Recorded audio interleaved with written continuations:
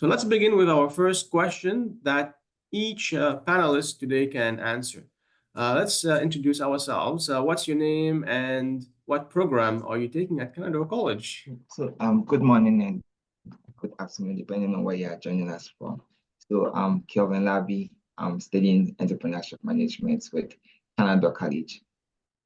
Hello, my name is Jolene Carter. I'm in the social service worker program, and I'm the current Canadore Student Council president for the 2024 academic year. Next, my name is Talha Kashif. I recently completed my program in entrepreneurship management as well, and I'll be returning in fall to pursue project management.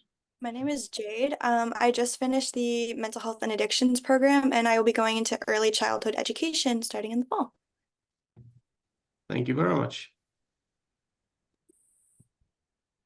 So our next question, what do you like best about being a student at Canadore College? And again, we'll have all of you answer this, so we can go in the same order. Kelvin, if you want to start first. Yes, thank you very much for that question. So with regards to me specifically being a student at Canadore, what I like best is about the structure of the curriculum, how connected they are. So when you leave from one class to the other class and you start your lectures, you get to realize that the courses you are taking are really thought through and really connected, in the sense that one is there's always something you can pick up from the other class to relate or connect to the other class, and it enhances understanding, and that's something I've really found valuable, especially in my career path in Canadore College. Thank you. Absolutely. Well, as a student, what I've liked most, the first and foremost, like our aims and objective is to get our right kind of education. And I've always found that I've always appreciated the guidance and support I have received from my faculties. So whenever I had a question or in any subject, I would always email them to the respective professors and would always get a very prompt response. So that was something that I kind of really liked going into, Canadore and getting the right education, the right support. I think in my case, the thing I like most about Canadore is the fact that the faculty are really passionate about what they're teaching, and you can tell that they sincerely want you to learn. And just like the general inclusive environment and being able to meet lots of different people from lots of different places.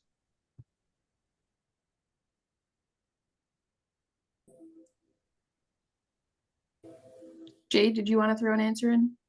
Sure. What I liked most was being able to implement classroom learning into our hands-on learning through field placement. That really helped it kind of for me stick in my brain of what I was learning. So I found that really helpful. Awesome. So I'm hearing a lot of communication, dedication to teaching, prompt responses. These are all great things. All right, so now let's talk a little bit about textbooks. Perhaps the question will go to Jade, Talha, and anybody else who would like to chime in. So are textbooks expensive? Is it better to buy new or used? When is the best time to buy textbooks? If you would like to start, Jade. Sure. Personally, yes, textbooks can get really expensive. For me, I like to buy the e-version and rent them for the duration of the semester. And usually that saves you between $10 to $20 per textbook. But I would wait until maybe the second or third day of classes to buy your textbooks, just because the line at the bookstore can get pretty long. And you've had a chance to meet all your professors and kind of differentiate between the recommended versus required textbooks. And that way you have a better idea of what you need. Yeah, thank you. Well, I would speak from my experience of being in a business management school. So this depends on your course. I believe the prices may vary. As for the comparison between buying an old book or a new book, it really depends on the situation, I think. In my experience, we had to basically purchase digital copies of the book, which kind of eliminated the option of choosing between the new or the old book, because we were buying a digital copy. Each book had to be bought individually because we were given test links to these digital copies, and each student had to have a unique login for these digital books. So it was slightly different experience from what Jade had, but then yeah, it will depend on what curriculum you are attending and what teachers are prescribing you. All right, thank you. So anybody else would like to add to that? All right, so I guess the word today is wait until you meet your professor in class and see what they tell you. All right, thank you. Our next question, and we'll address this one to Jade, Kelvin, and Jolene. So how much time do you spend outside of class working on assignments? I think it would depend on the weight of each assignment, to be completely honest with you. But typically I would say between 15 to 25 hours, because if you have a smaller assignment, you're going to spend less time outside of class working on it. So if it was a bigger project, it would obviously take longer. So it really just depends on how you manage your time and get organized. Yeah, and also with in my context, I like to spread them along within the week. So most often 2 hours in a day within the week. That's what I found to work for me best. Um, Spreading it along the week and doing it in bits and pieces. I think that in the case of how much time it takes to work on assignments, it varies from program to program. Because some of my friends, they take less time to do assignments because the assignments aren't as intensive as, say, like mental health and addictions. So I would echo what Jade said when it comes to timing, and it's best to just try to focus on getting what you can done in like a reasonable amount of time, and then taking breaks while you're working on assignments. Definitely. So time management's a big thing, and kind of spreading out those assignments and, breaking them down into smaller pieces, I guess, to allow yourself more time. These are great suggestions. All right, next question. What happens if you miss a class or you are late showing up? Let's start with Calvin. Yes, thank you.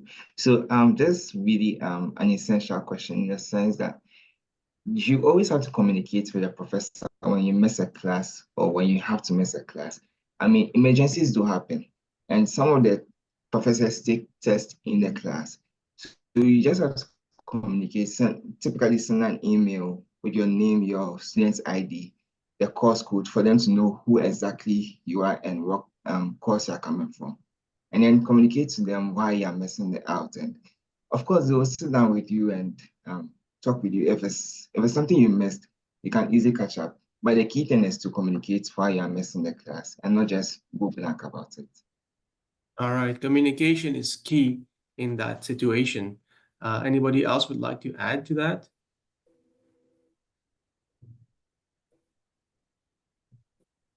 Go ahead, Jake. I would echo what Calvin said. Communication is really important because, they need to know, obviously, like what section you're in is really important when you're emailing them if you are absent, because if they have different sections, they're not, to differentiate between the two. And if you do come in late, just make sure you come in quietly if they're in the middle of a lecture or working independently or anything like that. But just communicate is very important. Our next question, let's talk about food. So how is the food on campus and off campus? Where are your favorite places to eat? What's the best food out there that you think? We'll start off with Jade. You can kick us off again. The food on campus is really good. It's important to find balance, obviously, between eating out and packing a lunch. So kind of whatever works for you and your financial situation. But on campus, personally for me, I really like Twigs and Subway because they're easy. Off campus, I really like Sills, Casey's, and Eastside Mario's. These places also have student discounts between 10 and 15%, and all you have to do is show your student card. So yeah, those are my favorite. Alha, what do you think? Well, I would recall my experience from Commerce Court, which is where I went to. So I think we have a wide variety of food over there. There are sandwiches, burgers, pizza slices, soups, some healthy items as well. But I've seen most students go towards buying beverages like coffees and soda or something. That is mostly for the on campus, but off campus there's a wide variety of choices. If you're into fast food, there are all kinds of major chains like McDonald's, Burger King. They're all available. If you want more diverse culinary experience, you can explore cuisines like places you can go to Greco's or Arugula for Italian. You can go to Beyond Sushi for Japanese, stuff like that. They're great places to explore. So you will find plenty of places to go. And Jolene? So I have to shout out the Twigs coffee on campus. I feel like I'm mostly powered by that at this point. And I also have to say that off of campus, we actually have a lot of great vegan places in town. There's two that I really love. Good to Go, which has like the best bootable you could ever have. And then Blends, which has like smoothies and like salads and things. And yeah, so we have a lot of varied restaurants in town of a bunch of different delicacies. And like we even have a new Ecuadorian place opening soon, which I'm really excited about. So that is pretty awesome. Yeah, so lots of variety off campus, lots of great options on campus. Definitely take some time to explore and try different things.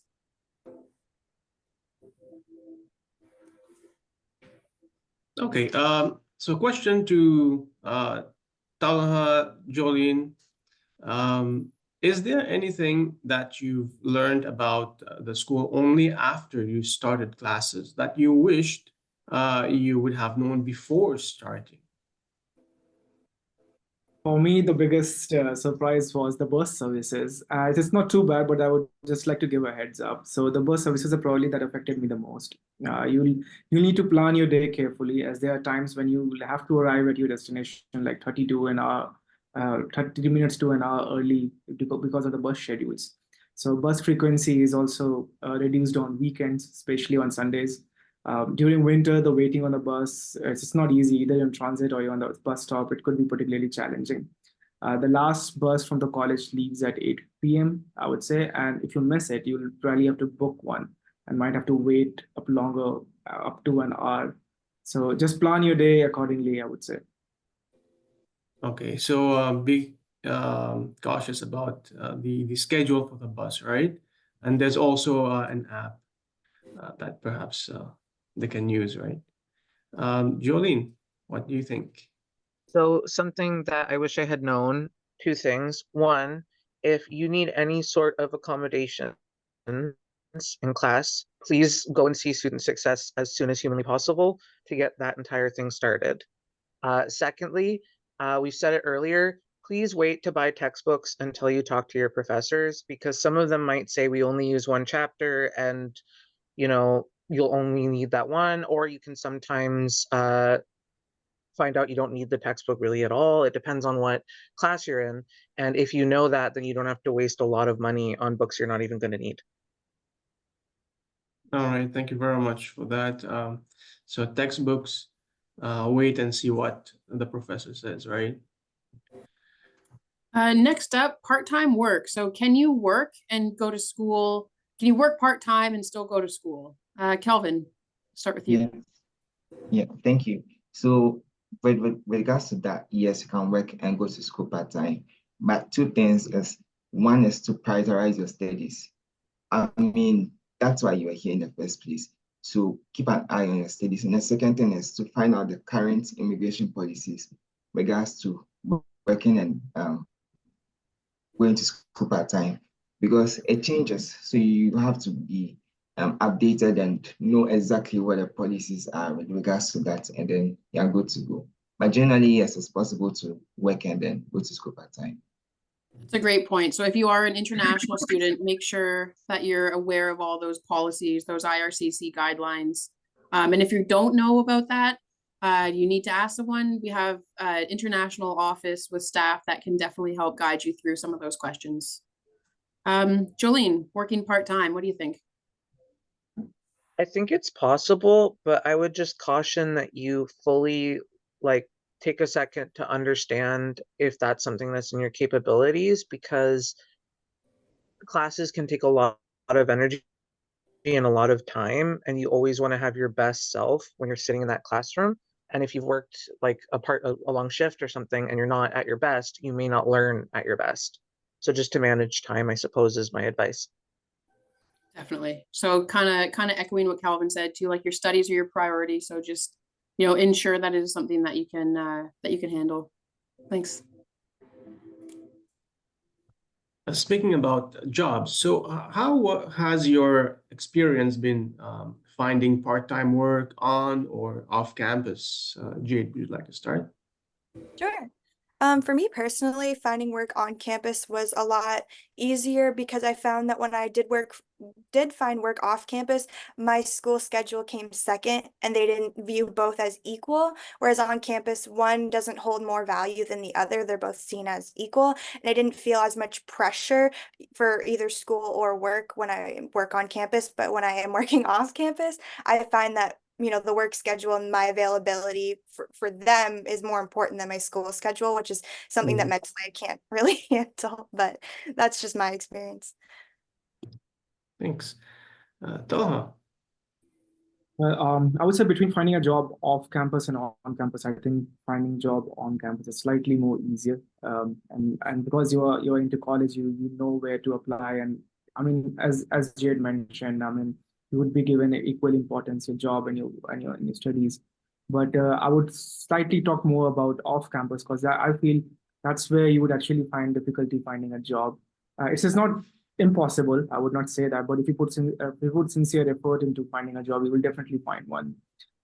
What one advice I would give you is, because everybody would have their own experiences and they'll give you their own advice based on their experience. But what worked for me was, I would say, go to the targeted places where you can take your skill and can make it sound to them as if like that is a skill that was required. In my experience, I had experience working as a visual merchandiser. So I only went to retail stores and I could tell them that, see what you're doing, I understand how you're placing the product, how you're displaying it. I know it very well. So I could talk about it. So instead of going all the places, going to fast food chains, going to restaurants, going everywhere where I cannot bring anything on board for them, I only chose to go to places where I could, take my previous skill or my experiences and make them understand that I can actually make a change over there. So that helped me a lot. And I could land my first job in 2 weeks' time. I think it worked for me. Thank you. So let's talk about living situation. So in your opinion, and we'll go with Jolene and Kelvin, what's better, living in residence or off campus? What do you think, Jolene? So I just recently moved from living off campus into living in residence for the summer. And I have to be honest, I love residence. It was a really wonderful experience for me, and it was a really nice place to be. And I felt like I had a lot of more space and just a really nice spot to just be myself. Living off campus too can be really expensive with the current rental prices and things. My best advice is, if you have anybody you become close with and that you trust, maybe try to talk to them about, like your classmates, try to talk to them about trying to find a place together, because it's way easier to afford off-campus living in like a roommate situation with like 3 of you. Definitely, thank you. Yeah. So, with regards to that, for me, I've been living in campus residence for my entire period in school, and I find it to be much more interesting and beneficial in the sense of networking with other people, getting to meet other people from other countries.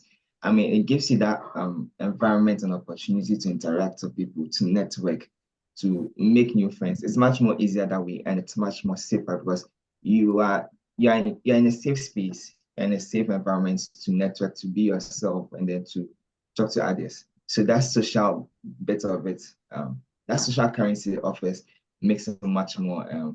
I think I'll prefer that to living off campus.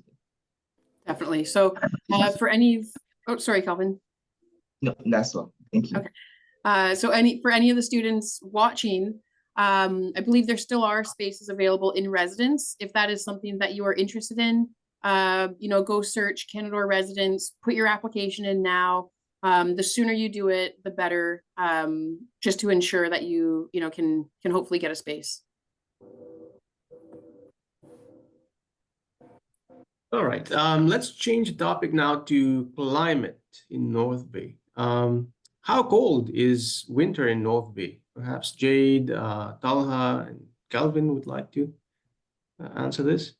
Yeah. Winters in North Bay can get very cold.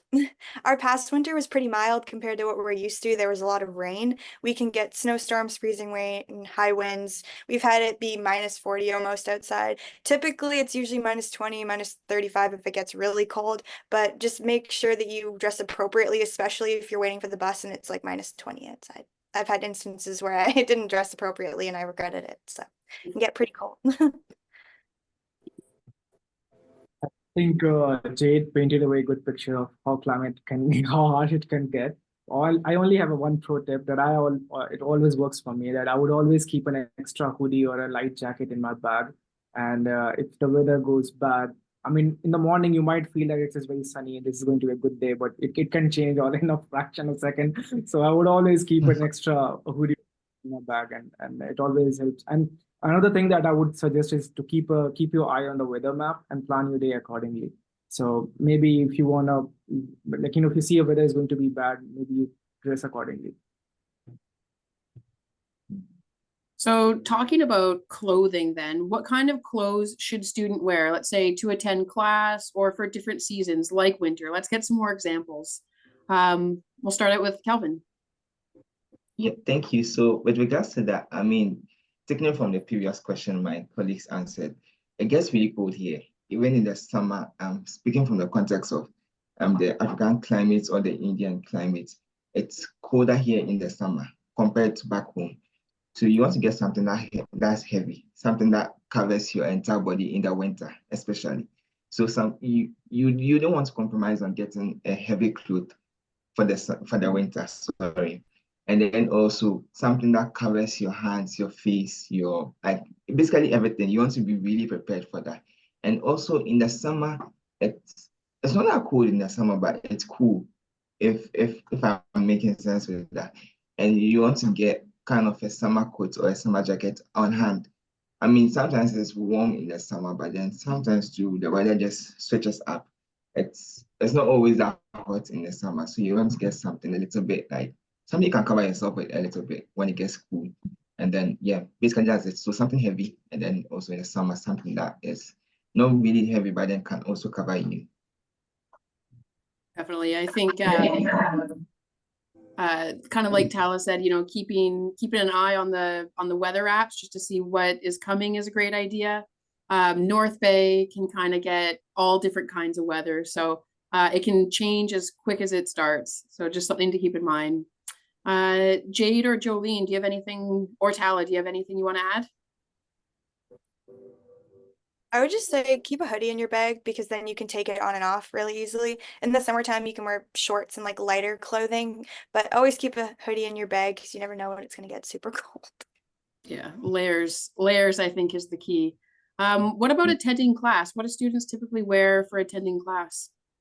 I was just going to say that with some of the programs, it might not be an official dress code situation, but there is like an expectation of wearing something like professional, like nothing that has any like inappropriate images or like anything that's like a graphic type of thing. Because like for my program, they don't want us to wear anything that's like too over the top when it comes to graphics and stuff, just because we're going into a professional setting when we're in placement, and they want us to get used to dressing appropriately for those situations.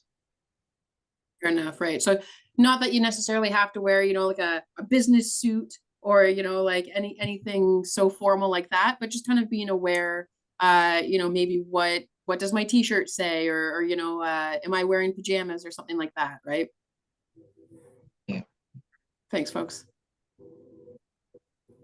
All right, so that brings us to the final question, and I'll invite all the students today to share your input on that.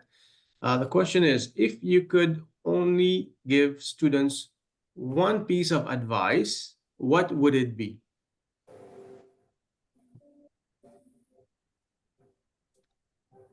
Start with Kelvin. Yeah, thank you very much. So with regards to that, one piece of advice is get to know the resources on campus. I mean, Canada has a lot of resources to help students, and it's kind of unfortunate how we as students sometimes get to find out about these resources at the later part of our studies. So as early as possible, get to know these resources, go to the Senior Success Service, the International Student Office, be involved in college and get to know the resources, and you really like it. All right, thank you. We have lots of resources for you. That's a great advice. Thank you very much, Kelvin. Next is Jade. I would just say that you should keep learning and growing with an open and curious mind and make sure that you take advantage of any opportunities that come your way. All right, short advice, but really important. Keep an open mind and keep learning. Jolene. So two pieces of advice. One is ask for help. There are so many people here that want you to succeed and are there to help you, but they don't know if you need help if you don't ask for it. So don't be afraid to ask for help. And two, you might find yourself changing because we're all in a transitional period of our lives, becoming stronger, better people through learning. So just don't be weirded out if you suddenly start thinking new things and you start enjoying more of the campus life and finding new sides of yourself. So just be open to change, I guess, is the point. All right, thank you. So first advice was don't hesitate to ask. That's so important. Thank you very much, Jolene. And the second one, again, be open-minded, right? Right, I guess I'm the only one left. So I would say our days in college are basically kind of a building block for our future career. And it's important to take that seriously. But however, we should not feel overwhelmed because as Jolene was mentioning, you're not alone in this. There are many resources available to help you in all kinds of challenges. And one such avenue is Student Success Services, where you can come and get different kinds of helps if you require one. All you have to do is reach out. And another piece of advice that I would give is to always keep your eye on the emails that you receive from college, because there are a lot of things that are happening, and we keep colleges, they keep try to inform us about all these different, different helps that is available, different resources that are available. So you should keep your eye on the emails, and you can find a lot of things over there. Definitely check emails for important dates, deadlines, and all kinds of information, right? That the college communicates with you. Well, thank you very much for answering.